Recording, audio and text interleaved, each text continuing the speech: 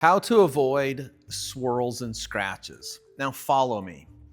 It takes hours to buff out a car. For example, this black 1957 Chevy.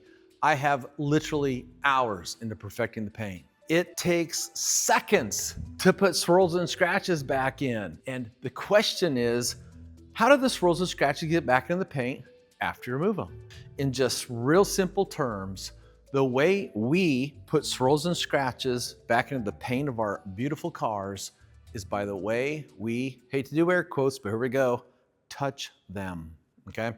So then the question is, how do we touch them? And the answer is pretty simple. The primary way most of us touch our cars are by using three different very common tools. One, wash mitts when we wash the car, drying towels when we dry the car, and wiping towels anytime we apply or remove something off the paint. And the key thing with these things is to keep these things from becoming contaminated over time. And it's really common for this to happen. In fact, let me share a little story. Every time someone brings me a car, just for fun, here's what I do. I look behind the driver's seat or in the trunk to see what kind of detailing supplies they're using to maintain their car. But more importantly, I want to see what their towels look like. This is a towel I removed from behind the seat of a recent muscle car I detailed. And there are all kinds of contaminants in this towel, just the way I found it. And if that owner were to take this towel and wipe this paint job with it, he would be putting swirls and scratches in because of the contamination, not the towel, not technique, just the contamination. So the question is, how do we keep the things that touch the paint from becoming contaminated? And the answer is pretty simple. Really what you need to do is you just need to have a process, or what a lot of people would call a best practice, okay? And that would include things like this.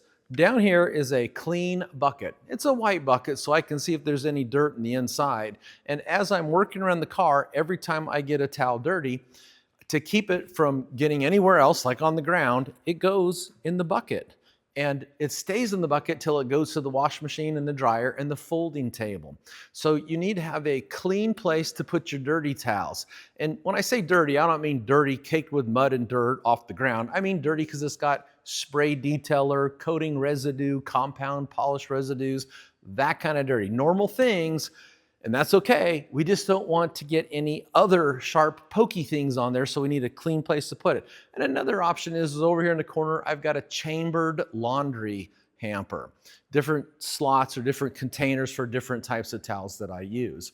And once they get to there, I keep that clean too. They stay clean until they go to the washer, the dryer, then the folding table. Okay, so that's primarily really what it comes down to, is just keeping the things that touch the paint clean. Here's a couple other things though. Here's two different types of wash mitts, and I know there's more on the market. But when it comes to a wash mitt, what I want to find is a wash mitt, and I want it to be safe to wash the car, safe and effective.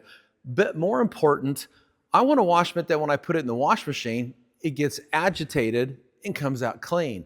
And that's why I like these chenille microfiber wash mitts. They got what I call the alien caterpillar worms. They're kind of really cool looking little things here. And not only is this safe for washing the car, but when you put it in the wash machine, these all kind of wiggle around and enables the dirt to come off. So after I dry it and I look at it, it looks clean. I know it's safe to wash the car again. So the type of wash mitt is important, but just as important as the type of wash mitt is how well does it wash and clean. And old school wash mitts, like they call them a gold fleece wash mitt, the problem with these is over time is the fibers mat together. When this was brand new, it was very fuzzy, very soft. It felt so good to run your hand over it. You know it's safe on the paint. But over time, all those millions of fibers have matted together, and now I would not wash a black car with this mitt. I might wash the fender lips, but I ain't gonna go over the paint with something like this. So choosing the right wash mitt can also help you to avoid future swirls and scratches. Now, when it comes to drying towels, this is the Gauntlet. There's a lot of these on the market. This isn't my favorite, it's just the one that I have here. It does work really well. I'd always recommend getting the smaller sizes versus the really big sizes because they're easier to manage. And because when you're going to wipe the lower panels, if you've got a big towel like this, it's really easy for them to drag across the ground as you're wiping the lower panels of the car. Now they're contaminated with the things you don't want on them. So a little bit smaller than the size I have here. But one of the things all these microfiber towels have in common is they have this very plush nap. The fibers in this case have a loop to them. And what happens if a stick gets on here, it gets caught in the loop, then when you wash it, it don't come out. Then the next time you dry the car, you put a scratch in. So you need to I love these towels, but I just tell people if you're going to get a drying towel like this, it's got this very plush nap, you've got to do everything you can to keep it from becoming contaminated. So that's something about the drying towels. Now here's, I think, 3 or 4 different types of microfiber towels. Let me just kind of share something about microfiber towels. Most of the time if you see a video on the towels, it talks about the blend, 70, 30, 80, 20, the weight, the GSM, all that stuff. Let's forget all that stuff. Let's just look at the shape or the design of the towel. This is a fuzzy or a fluffy towel. People love these. They run their hand over it. They feel so soft. They love them. And they are great for working on car paint. But the problem is you're back to this big, tall fiber fingers here. And if you're not careful, you can get contaminants into here that you can't see. Then they bind in there, so when you wash them and dry them, they don't come out. Then you're back to rubbing the contaminants over the paint next time you use one on a car. So these are great towels, but if you're going to have these, you really got to put into practice things to keep these things from becoming contaminated.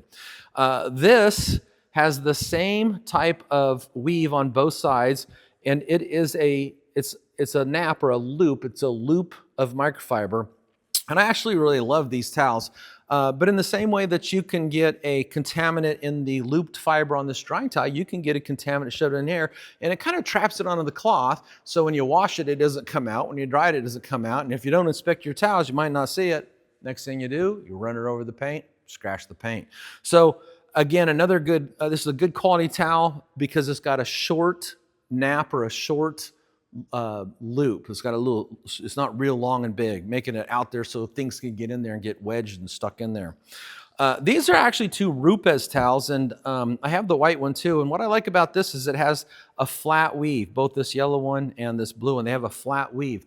And for the most part, there's really no place for any contaminants to get into it and lodge without you being able to see it or feel it. So any kind of towel with a short or flat weave becomes a very safe towel just because it's harder for it to become contaminated. Okay, so that's a little bit about towels and wash mitts. Then you need to have a process and control. So here's my normal process. I put my dirty towels in something clean to keep them from getting any more dirty until I can wash and dry them and inspect them. Then they go right into the washer. I use a quality microfiber laundry detergent. Then from there they go to the dryer. And then after the dryer, I've got a table over here next to the washer and dryer, and I clean it, usually with glass cleaner or prep wash. I make sure it's clean, and then the clean, dry laundry comes out onto it, and that's where I start folding and inspecting. And this is something most people, I don't think they do enough of, and that is when a towel comes out of the dryer and you're folding them, you want to lay this thing out flat. You want to look at it with your eyes, but you also want to run your hands over it because a lot of times your sense of touch can detect something sharp and pokey embedded in the weave that your eyes don't see. And then what I like to do is I have a collection of tweezers here. I got this huge, humongous tweezer. I've got this dainty little tweezer. And my favorite is this one my wife gave to me. It's from Revlon. But it's got a nice flat edge, and I just seem to be able to pull things out better with this one. But it's a good idea to have a set of tweezers around, so when you inspect your towels, you inspect them visually and you touch them and feel them with your hands to make sure there's no hidden contaminants that you don't see, because if you don't see them, start wiping over the paint, you put swirls and scratches back into the paint.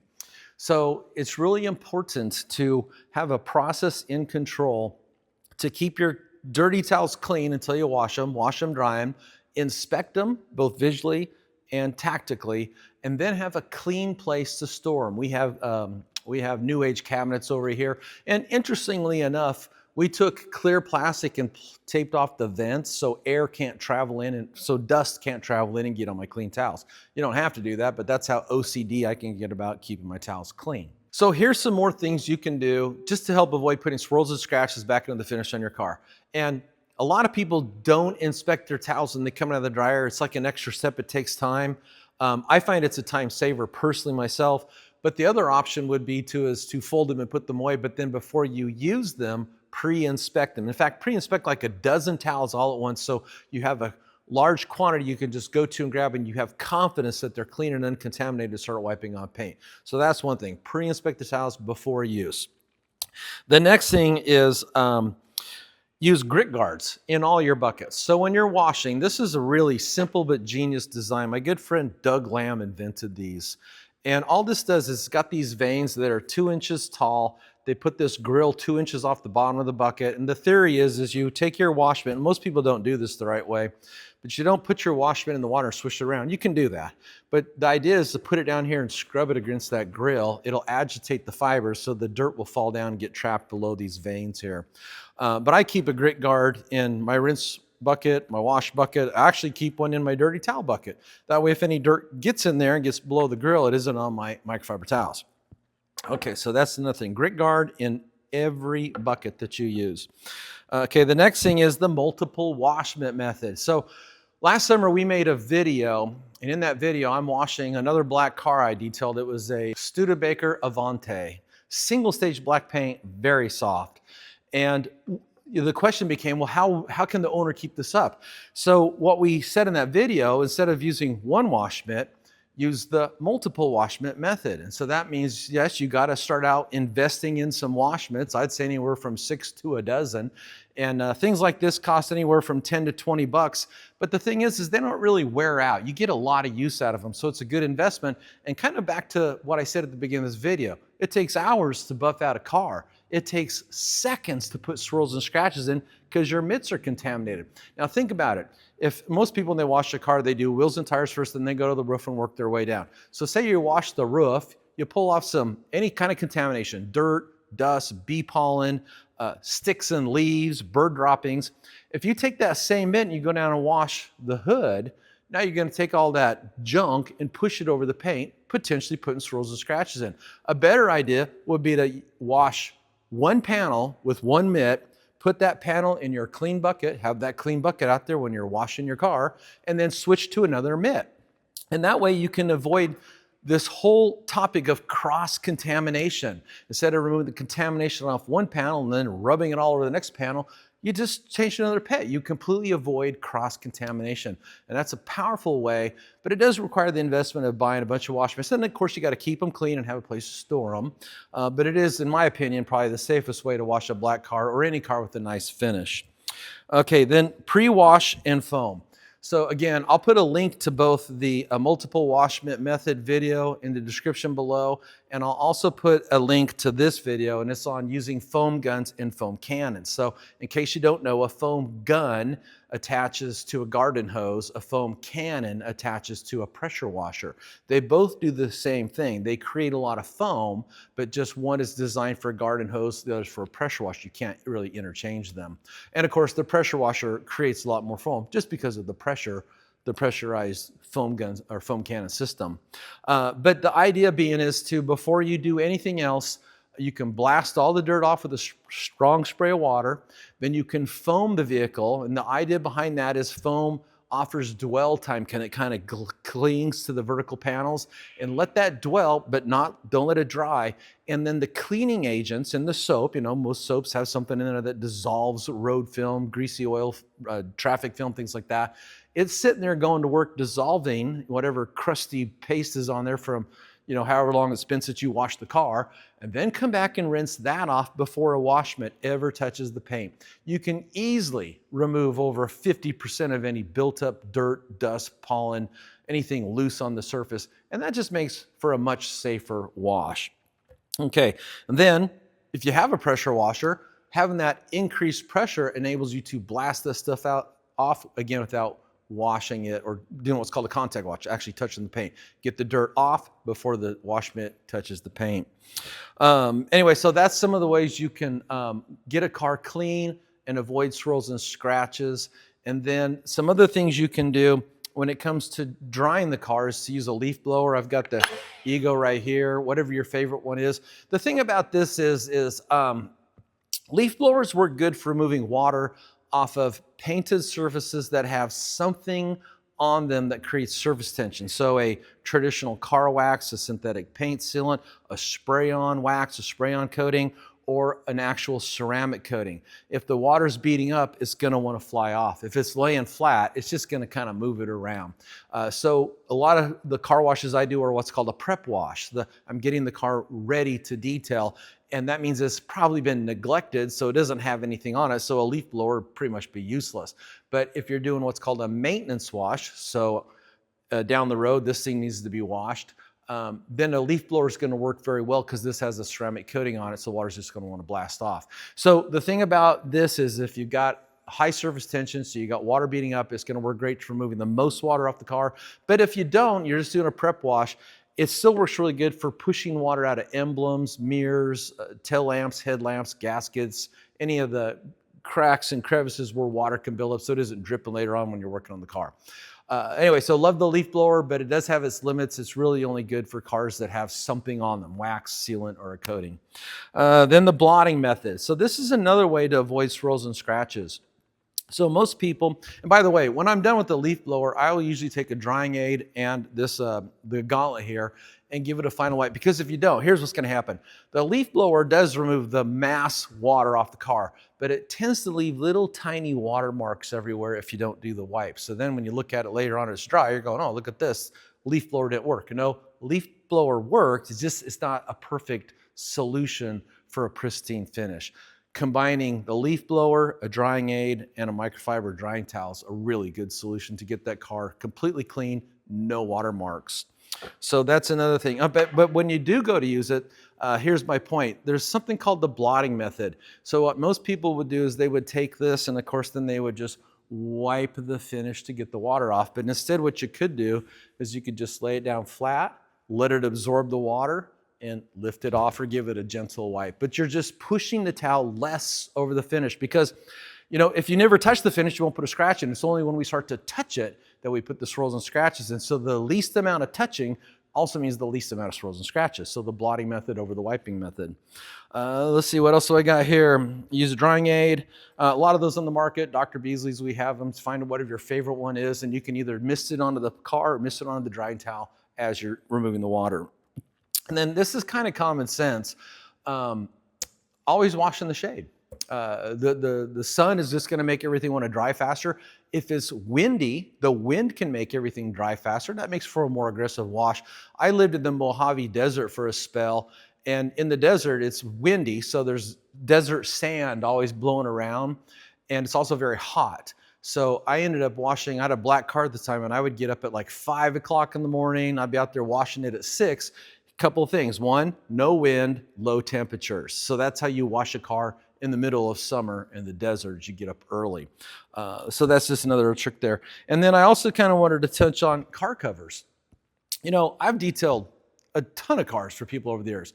And one time I come across a guy had a 50, like this is a 57. He had a 56 Chevy. And he showed me all these scratches that were running across the roof line. So this way across the roof.